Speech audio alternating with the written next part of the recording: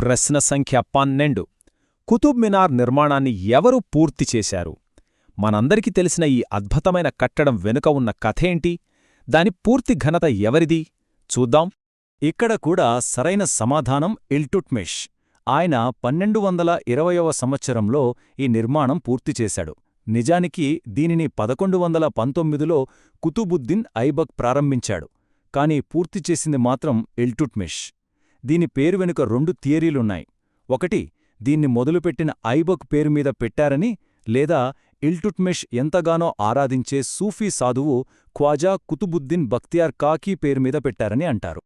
ప్రశ్న సంఖ్య 13. క్రమబద్ధమైన నాణేలను ప్రవేశపెట్టి ఢిల్లీని తన సామ్రాజ్య రాజధానిగా ప్రకటించిన మొదటి ఢిల్లీ సుల్తానెవరు? ఒక బలమైన ఆర్థిక వ్యవస్థ లేకుండా ఏ రాజ్యమూ నిలబడలేదు. మరి ఆ దిశగా మొదటి అడుగు వేసింది ఎవరు? మళ్ళీ మన సమాధానం ఇల్టుట్మిష్. ఒక రెగ్యులర్ కరెన్సీని ప్రవేశపెట్టిన మొట్టమొదటి సుల్తాన్ ఆయనే. ఈ ఒక్క చర్య ఉత్తర భారతదేశంపై సుల్తానేట్ ఆధిపత్యానికి బలమైన పునాది వేసింది. ఆయన 2 ముఖ్యమైన నాణేలను ప్రవేశపెట్టాడు. ఒకటి వెండి టంకా, 2 రాగి జిటిల్. ఈ నాణేలకి 175 గ్రెయిన్ల ప్రామాణిక బరువుండేది. అంటే ఆయన కేవలం డబ్బుని ముద్రించలేదు, సుల్తానేట్ యొక్క ఆర్థిక భవిష్యత్తుకు ఒక స్టాండర్డ్ సెట్ చేశాడన్నమాట.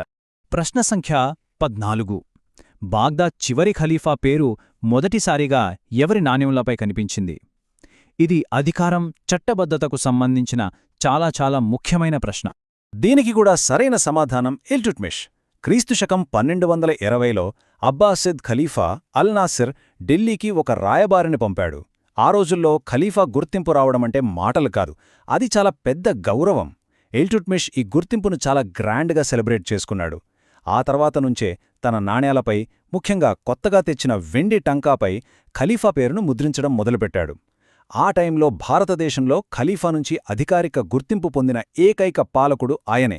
ఇది ఆయనకు రాజకీయంగా, మతపరంగా అపారమైన బలాన్నిచ్చింది. ప్రశ్న సంఖ్య 15.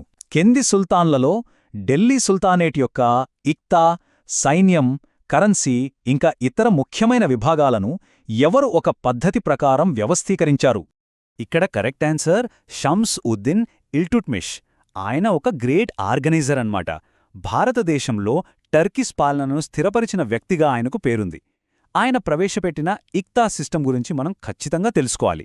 ఇక్తా అంటే ఏంటంటే జీతానికి బదులుగా కొంత భూమిని ఇవ్వడం. ఆ భూమి తీసుకున్న వారిని ఇక్తాదార్లు అనేవాళ్లు. వాళ్లు అక్కడ లా అండ్ ఆర్డర్ని చూసుకోవాలి, అలాగే రెవెన్యూ కూడా వసూలు చేయాలి.